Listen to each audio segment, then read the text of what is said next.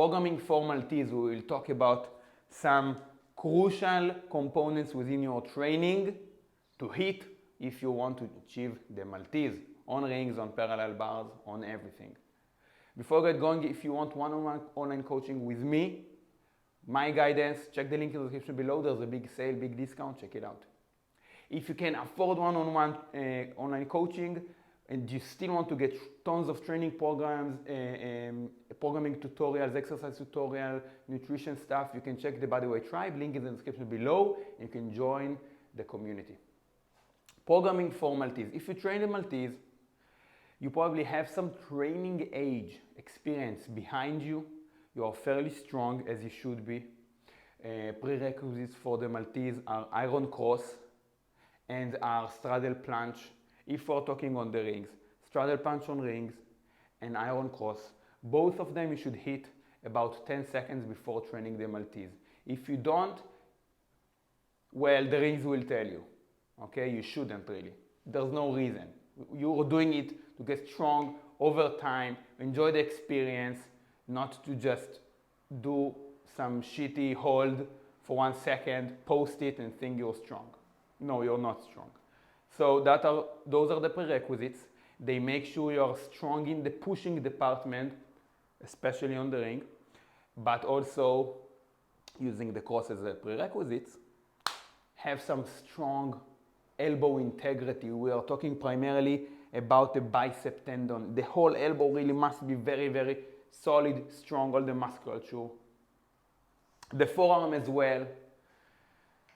When we are talking about programming for Maltese, provided you have those prerequisites, you should train 1.5 times per week. This is something very crucial to remember, since the Maltese is very demanding on the tendons, and tendons take much longer to heal than active tissues as the muscles. You need to provide it longer time between sessions. Hitting the Maltese with like low intensity and really trying to get by with low intensity, high frequency, it rarely works because it's hard to hit the Maltese with low intensity enough so it does not really demand much recovery time from the tendons. So you are much better off training with lower frequency for the Maltese. It's also somewhat true for the iron cross as well. 1.5 times. What is 1.5 times? It's either you have two options.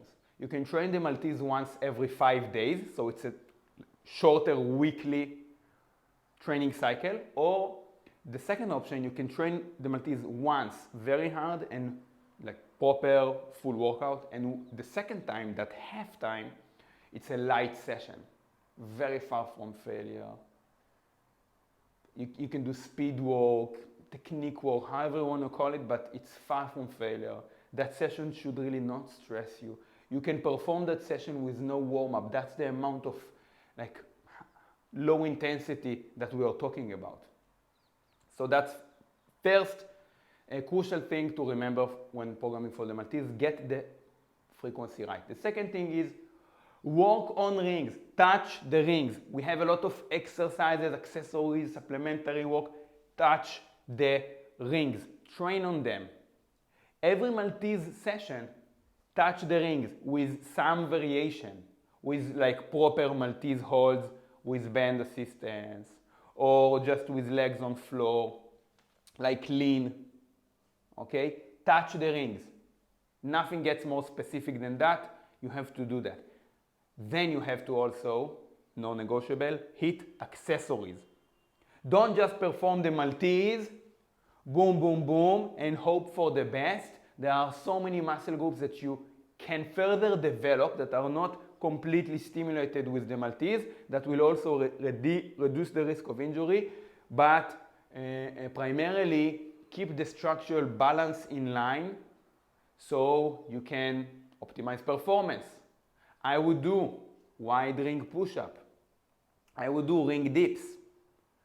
I would do wide ring rows. So we are going wider since those are the angles that you are pushing with. Okay, so ring push-up, I will go that way. Okay, because I'm also boom, pushing that way in the Maltese, strengthening the chest. I will perform as well preacher curl or pelican curl, so they strengthen the bicep and bicep tendons in that straight arm position.